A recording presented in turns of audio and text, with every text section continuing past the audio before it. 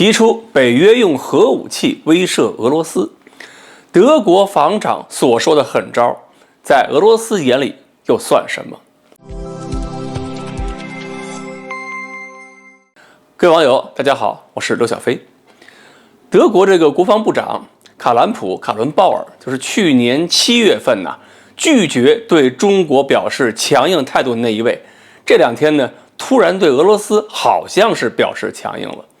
这位德国防长在被记者问的时候，问那个问题说有关北约在波罗的海还有黑海方向如何遏制俄罗斯的方案，包括核武器使用问题的时候，他说了一句：有必要向俄罗斯明确表明，西方国家准备使用此类手段。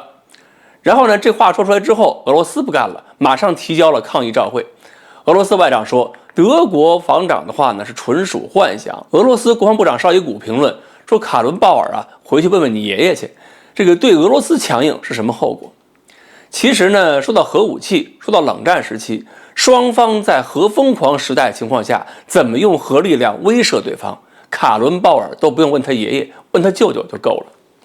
至于为什么这位德国防长对中国表示说不能够说狠话，对俄罗斯就这么横呢？其实是有原因的。一方面，中俄两国对德国来讲意义是不同的，中德关系更多就是生意。德国人很清楚，关系再怎么不好，中国也不可能威胁德国。但是俄德两国可是接壤的，这个关系不好的话，意义不同凡响了。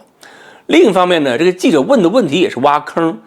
毕竟北约拥有核力量，俄罗斯拥有核力量，就是北约国家跟俄罗斯互相用核力量威慑保持平衡，是几十年常态的事儿了。至于说必要时使用核武器，是谁都会干的，根本不用说。现在这个记者把北约的整个威慑方案拿出来去问德国防长，所以这位德国防长说话稍微不小心就会掉坑里去。那么卡伦鲍尔说这番话的时候呢，德国也有不满的。社民党那个议会党团主席就批评卡伦鲍尔言论说，你不负责，你这么讲话不要给未来新政府工作增加负担了。还有人说俄罗斯是有本事把德国变成废土的，你找他干什么？其实很多德国人呢都明白这个道理，玩核威慑是要有条件的，不是说你有核武器你就能这么干，也不是说谁的核武器多一点谁就强大了，还要看地理条件等等具体因素。比如说一方面是地广人稀，另一方面人口密集，同样挨一发核弹，你说谁更肉疼？这方面俄罗斯就比欧洲绝大多数国家更占便宜。俄罗斯人曾经用核弹头给油井灭过火，核爆炸留下的大坑他们拿来当水库，所以你看欧洲其他国家谁敢这么试试？而且俄罗斯军事思想里边核武器的地位就没有那么禁忌，冷战的时候就是想着核突击加装甲集群要扫平欧洲。现在呢，因为常规力量相对发展比较缓慢，所以俄罗斯还把核门槛放低了。而且俄罗斯的军事思想认为，战略目标达成，尽快结束战争，才能够真正的少死人，才能是真正的人道主义。只要付出的牺牲有意义，他就愿意承担牺牲。再有一点呢，卡伦鲍尔的话也未必是德国本国角度考虑问题，而是回答了记者问题，去解释北约整体态度。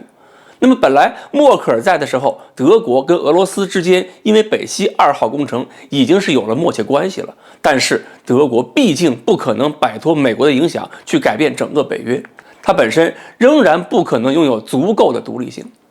甚至卡伦鲍尔自己也评估过，欧洲想不依靠美国自己解决防务问题，那就是做梦。说明对于整个欧洲来看，面对俄罗斯这么一个庞然大物，抱紧美国大腿仍然是他们能够想到的唯一选择。其实呢，欧洲国家跟俄罗斯之间呢互相对抗越激烈，他们的独立安全也就越不可能实现。被美国控制在手里的那些欧洲国家有时候也真是没有别的选择，不得不在美国的瓦罐里边当蛐蛐儿。